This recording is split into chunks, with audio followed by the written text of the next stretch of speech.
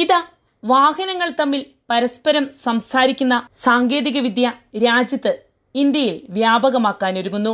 Road സുരക്ഷയിൽ വൻ മാറ്റത്തിന് വഴിയൊരുക്കുന്ന V2V പദ്ധതി 2028 മുതൽ രാജ്യവ്യാപകമായി നടപ്പാക്കും.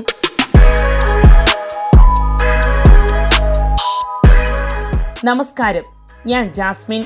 റോഡ് അപകടങ്ങൾ കുറയ്ക്കാൻ അത്യാധുനിക സാങ്കേതികവിദ്യ പ്രയോജനപ്പെടുത്തി ഗതാഗത രംഗത്ത് വലിയ മാറ്റം കൈവരിക്കാൻ ഒരുങ്ങുകയാണ് ഇന്ത്യ.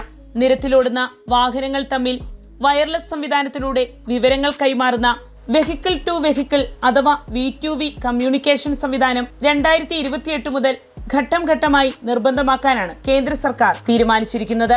വാഹനങ്ങൾ തമ്മിൽ പരസ്പരം സംസാരിക്കുന്ന ഈ സാങ്കേതിക വിദ്യ അപകട സാധ്യത മുൻകൂട്ടി തിരിച്ചറിഞ്ഞ് ഡ്രൈവർക്ക് മുന്നറിയിപ്പ് നൽകാൻ സഹായിക്കും. ഇത് റോഡ് സുരക്ഷയിൽ വലിയ മാറ്റങ്ങൾ ഉണ്ടാക്കും.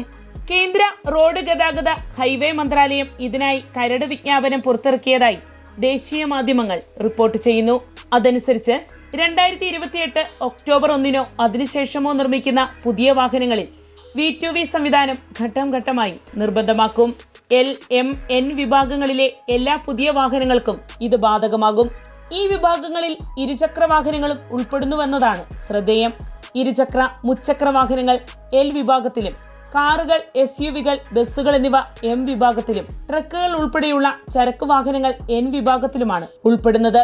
നിലവിൽ V2V സംവിധാനമുള്ള വാഹനങ്ങൾ 2027 ഒക്ടോബർ 1 മുതൽ കേന്ദ്രം നിശ്ചയിക്കുന്ന സാങ്കേതിക മാനദണ്ഡങ്ങൾ പാലിക്കേണ്ടതായിരിക്കും. വാഹന നിർമ്മാതാക്കൾക്കും വിതരണക്കാർക്കും ആവശ്യമായ ഹാർഡ്വെയർ, സോഫ്റ്റ്വെയർ, ഇലക്ട്രോണിക് സംവിധാനങ്ങൾ വികസിപ്പിക്കാൻ സമയം നൽകാനാണ് പദ്ധതി ഘട്ടം ഘട്ടമായി നടപ്പാക്കുന്നത്.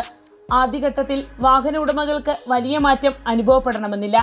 എന്നാൽ കാലക്രമേണ റോഡ് സുരക്ഷയിൽ ഇതിന്റെ ഗുണഫലം വ്യക്തമായി പ്രകടമാകുമെന്ന് വിദഗ്ധർ ചൂണ്ടിക്കാട്ടുന്നു. V2V സംവിധാനത്തിന്റെ പ്രധാന പ്രത്യേകത വാഹനങ്ങൾ പരസ്പരം വയർലെസ് ആശയവിനിമയം നടത്തുമെന്നതാണ്. ഒരു വാഹനത്തിന്റെ വേഗത, സ്ഥാനം, സഞ്ചരിക്കുന്ന ദിശ, ബ്രേക്കിംഗ് തുടങ്ങിയ വിവരങ്ങൾ സമീപത്തുള്ള മറ്റു വാഹനങ്ങളിലേക്ക് തത്സമയം കൈമാറപ്പെടും. ഡ്രൈവർക്ക് നേരിട്ട് കാണാൻ കഴിയാത്ത അപകട സാധ്യതകളും ഈ സംവിധാനത്തിലൂടെ മുൻകൂട്ടി അറിയാൻ കഴിയും.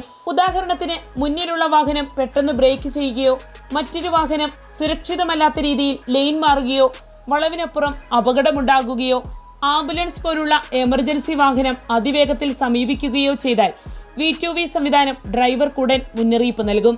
വാഹനത്തിലെ സെൻസറുകൾക്ക് കണ്ടെത്താനാകാത്ത സാഹചര്യങ്ങളിലും സമീപ വാഹനങ്ങളിൽ നിന്ന് ലഭിക്കുന്ന വിവരങ്ങൾ ഉപയോഗിച്ച് അപകട സാധ്യത തിരിച്ചറിയാനാകും.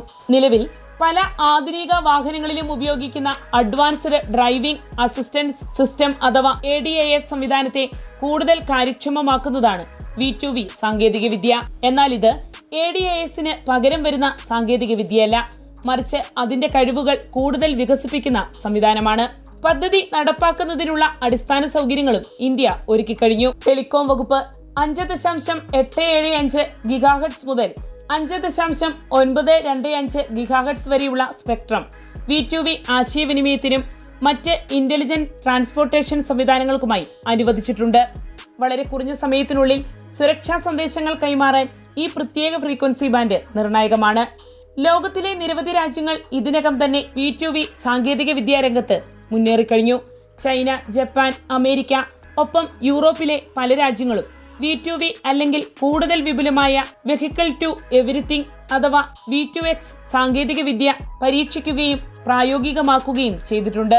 സെല്ലുലാർ V2X സാങ്കേതിക വിദ്യയിൽ ചൈനയാണ് ഏറ്റവും വേഗത്തിൽ മുന്നേറുന്നത്.